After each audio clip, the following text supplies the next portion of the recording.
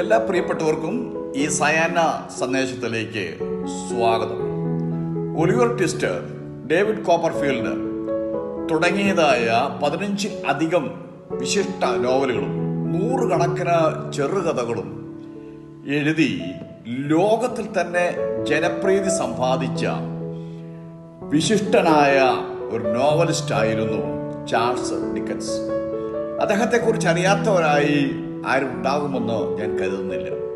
ഇംഗ്ലണ്ടിലെ പോർട്സ്മൗത്തിൽ 1812 ജനിച്ച ചാൾസ് ഡിക്കൻസിന്റെ മാതാപിതാക്കൾക്ക് 10 മക്കൾ ഉണ്ടായിരുന്നു. അതിൽ ഒരുവനായിരുന്നു നമ്മുടെ ചാൾസ് ഡിക്കൻസ്. ഒരു ദിവസം ഇദ്ദേഹം സ്കൂൾ വിട്ടു വരുന്ന സമയത്ത് തന്റെ മാതാവ് വാ വിട്ട് നിലവിളിക്കുന്നതാണ് കാണുന്നത്. അമ്മയ്ക്ക് എന്തു സംഭവിച്ചു എന്ന് കരുതി മകനാകെ അന്താളിച്ചു പോയി, കുഞ്ഞുങ്ങളാകെ അന്താളിച്ചു പോയി, അവർ കൂടെ കരഞ്ഞു.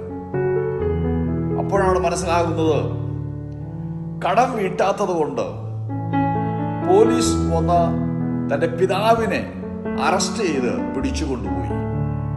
അതാണ് സംഭവം. വളരെ ദരിദ്രമായ ഒരു കുടുംബമായിരുന്നു ചാൾസ് ഡിക്കൻസിന്റെ കുടുംബം. അതോടുകൂടി തന്നെ അദ്ദേഹത്തിന്റെ വിദ്യാഭ്യാസം അവിടെ കൊണ്ട് അവസാനിപ്പിച്ചു. സ്കൂൾ വിദ്യാഭ്യാസത്തിൽ തന്നെ അദ്ദേഹത്തിന്റെ വിദ്യാഭ്യാസം അവസാനിപ്പിച്ച് അദ്ദേഹം ഫാക്ടറികളിൽ ജോലിക്ക് കടന്നു പോകുവാനിടയായി. അങ്ങനെ അദ്ദേഹം വിദ്യാഭ്യാസമായിട്ട് ആണെങ്കിൽ വളരെ കുറവ്. മാത്രമല്ല, ഒരു ദരിദ്ര കുടുംബത്തിൽ ജനിച്ചതിലുള്ളതായ പ്രയാസങ്ങൾ, ഇത് രണ്ടും കൂടെ ആയിക്കഴിഞ്ഞപ്പോൾ ഇദ്ദേഹത്തെ സംബന്ധിച്ച് ഏറ്റവും വലിയൊരു ആഗ്രഹമായ ഒരു എഴുത്തുകാരനാകുക എന്നുള്ളത്. എന്നാൽ ഈ 2 കാര്യങ്ങളും അയാൾക്ക് വലിയ മാർഗ തടസ്സമായി നിലകൊണ്ടു. എങ്കിലും അദ്ദേഹം കഥകളൊക്കെ എഴുതി തുടങ്ങി, നോവലൊക്കെ എഴുതി തുടങ്ങി. താൻ എഴുതുന്നതായ രചനകളൊക്കെ ഓരോ പത്രാധിപർക്ക് അയച്ചു കൊടുത്തു, വാരികയ്ക്കും മാസികയ്ക്കൊക്കെ അയച്ചു കൊടുത്തു. പക്ഷേ അതെല്ലാം തന്നെ അവർ തിരസ്കരിച്ചുകൊണ്ടേയിരുന്നു. വീണ്ടും അദ്ദേഹം എഴുതി, അതെല്ലാം അയച്ചു കൊടുത്തുകൊണ്ടിരുന്നു. ഒന്ന്, അദ്ദേഹത്തെ ദാരിദ്ര്യാവസ്ഥയായതുകൊണ്ട് അദ്ദേഹത്തെ ജോലി ഉപേക്ഷിച്ച് എഴുത്തിന്റെ ഭാഗത്ത് മാത്രം നിൽക്കാൻ അദ്ദേഹത്തിന് കഴിഞ്ഞില്ല. രണ്ടാമത്തെ കാര്യം, അദ്ദേഹത്തിന്റെ വിദ്യാഭ്യാസം വളരെ കുറവായിരുന്നു. ഇതെല്ലാം കൊണ്ടാണ് പത്രാധിപർ ഇദ്ദേഹത്തിന്റെ രചനകൾ സ്വീകരിക്കാതിരുന്നത്. അങ്ങനെ എനിക്ക് ഒരു ദിവസം അദ്ദേഹത്തിന് ഒരു കത്ത് വന്നു. ആ കത്തിൽ ഒരു പത്രാധിപർ ചാൾസ് ഡിക്കൻസിനെ പ്രകീർത്തിച്ചുകൊണ്ടുള്ള ഒരു കത്തായിരുന്നു അത്. കാരണം അദ്ദേഹത്തിന്റെ സൃഷ്ടി അവർ വായിച്ചു, അവർക്കത് വളരെ താല്പര്യമായി തോന്നി. അതുകൊണ്ട് ഇദ്ദേഹത്തെ വളരെയധികം പ്രശംസിച്ചുകൊണ്ടുള്ളതായ ഒരു കത്തായിരുന്നു അത്. പക്ഷെ നയാ പൈസ അദ്ദേഹത്തിന് ആ വിധത്തിൽ കിട്ടിയില്ല. എങ്കിൽ തന്നെ ആ പ്രോത്സാഹനം അദ്ദേഹത്തിന് കൂടുതൽ എഴുതുവാനും കൂടുതൽ എഴുത്തുകളിൽ ശ്രദ്ധ കേന്ദ്രീകരിക്കാനും ഇടയായിത്തീർന്നു. അങ്ങനെയാണ് അദ്ദേഹം 100-ൽ അധികം ചെറുകഥകളും 15-ലധികം നോവലുകളും എഴുതിയിട്ട് ലോകത്തിലെ തന്നെ ഏറ്റവും ജനപ്രിയനായ ഒരു നോവലിസ്റ്റ് ആയിത്തീരാൻ ഇടയായതിന്റെ കാരണം അതാണ്. അങ്ങനെ ഈ ഒരു പത്രാധിപന്റെ ഒരു പ്രോത്സാഹനം കൊണ്ട്, ആ ഒരു കത്ത് കൊണ്ട്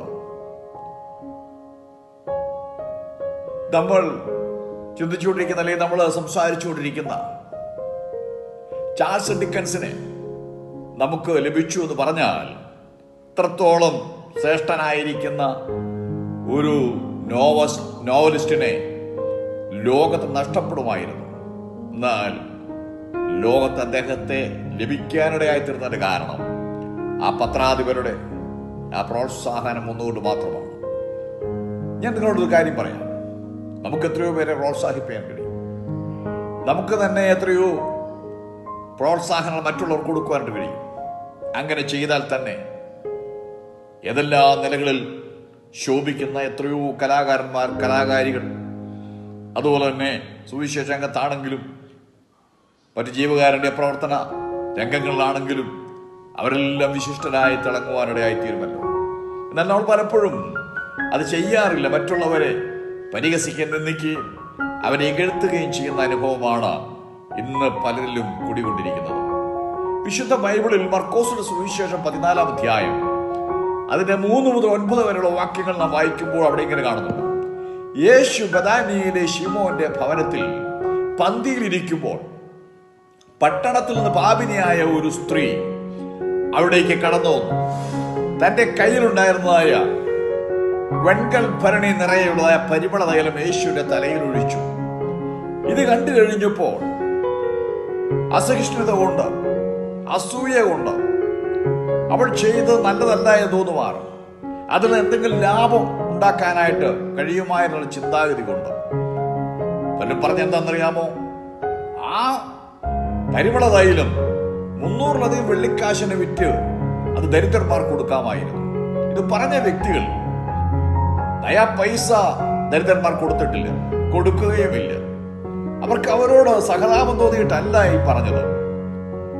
ഇത് വെറും ചെലവാണെന്ന് തോന്നുവാനുള്ള കാരണം ഇങ്ങനെയും ആ സ്ത്രീയെ അസഹിഷ്ണുതപ്പെടുത്തുക, അവൾ ചെയ്യുന്ന കാര്യത്തെ നിരുത്സാഹപ്പെടുത്തുക, അവളെയെങ്കിലും കുറ്റപ്പെടുത്തുക, മറ്റുള്ളവരുടെ മുൻപിൽ അവളെക്കാൾ മിടുക്കരാണ് ഞങ്ങളത് കാണിക്കുവാനുള്ളതായി വ്യഗ്രതയായിരുന്നു. ഈ സ്ത്രീയെ സംബന്ധിച്ചിടത്തോളം അവൾ ലോകത്തിൽ ജീവിക്കുമ്പോഴും അവൾക്ക് പരിഹാസവും നിന്ദയും തിരസ്കരണവും മാത്രമേ ലഭിച്ചിട്ടുള്ളൂ. യേശുവിന്റെ അടുക്കലേക്ക് വന്നു കഴിഞ്ഞപ്പോഴും അവിടെയും ഈ തിരസ്കരണവും നിന്ദയും പരിഹാസവും മാത്രമാണ് അവൾ ഏറ്റുവാങ്ങിക്കൊണ്ടിരിക്കുന്നത്. എന്നാൽ യേശു അവരോട് പറഞ്ഞു, അവളെ വിടുക, അവളെങ്കിൽ നല്ല പ്രവൃത്തി അത്ര ചെയ്തിരിക്കുന്നത്. എവിടെയെല്ലാം സുവിശേഷം പ്രസംഗിക്കുന്നുവോ അവിടെയെല്ലാം ഇവളെക്കുറിച്ച് പ്രസംഗിക്കപ്പെടും എന്ന് യേശു പറഞ്ഞു. എന്താ സംഭവിച്ചത് ചോദിച്ചാൽ, അവൾ നിത്യജീവൻ അവകാശിയായി. അവളുടെ പാപങ്ങളെല്ലാം അവൾ ഏറ്റുപറഞ്ഞ് ഉപേക്ഷിച്ചു. ആ യേശുവിൻ്റെ ആ ഒരു പ്രോത്സാഹന നിമിത്തമായിട്ട് ആ സ്ത്രീയെ നേടുവാനിടയായി. ഇങ്ങനെ എത്രയോ പേരെ നമുക്ക് നേടിയെടുക്കാൻ കഴിയും. ശ്രദ്ധിക്കണേ, ചാൾസ് ഡിക്കൻസ് എന്ന് പറയുന്നതായ ജനപ്രിയനായ ഒരു നോവലിസ്റ്റ് ഉണ്ടാകുവാൻ, ലോകത്തുണ്ടാകുവാൻ കാരണം ഒരു പത്രാധിപരുടെ പ്രോത്സാഹനജനകമായ ഒരു കത്തായിരുന്നു. ഈ സഹോദരി തന്റെ പാപസ്വഭാവം വിട്ടിട്ട് യേശുവിനെ കണ്ടെത്തി നിത്യജീവൻ അവകാശമാക്കുവാൻ ഇടയായിത്തീർന്ന കാരണം യേശുവിന്റെ പ്രോത്സാഹനജനകമായ ആ ഒരു വാക്കായിരുന്നു. എന്നെ കേൾക്കുന്ന പ്രിയ സഹോദര സഹോദരി, പ്രിയ മാതാവേ, പ്രിയ പിതാവേ, പ്രിയ കുഞ്ഞെ, നിനക്കും ഇത് സാധിക്കും. മറ്റുള്ളവരെ പ്രോത്സാഹിപ്പിക്കാൻ കഴിയും.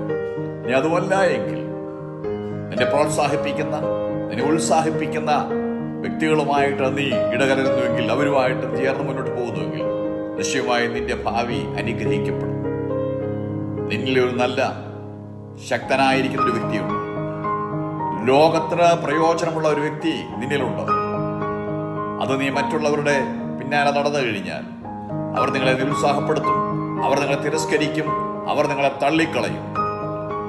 എന്നാൽ യേശുവിന്റെ ചാര വരിക, കർത്താവ് നിന്നെ പ്രോത്സാഹിപ്പിക്കും, നിന്നെ നിത്യജീവൻ അവകാശിയാക്കി മാറ്റും. ഈ വചനങ്ങളാൽ കർത്താവ് നിങ്ങളേവരെയും അനുഗ്രഹിക്കുമാറാകട്ടെ. ഇന്നുവരെ നിങ്ങൾ ഈ ചാനൽ സബ്സ്ക്രൈബ് ചെയ്തിട്ടില്ലെങ്കിൽ സബ്സ്ക്രൈബ് ചെയ്യുക, ലൈക്ക് ചെയ്യുക, ഷെയർ ചെയ്യുക. ഞാനിടുന്ന ഓരോ വീഡിയോയുടെയും നോട്ടിഫിക്കേഷൻ നിങ്ങൾക്ക് ലഭിക്കും. ആക്കിയാൽ നിങ്ങൾ പ്രയോജനമായി തീരും.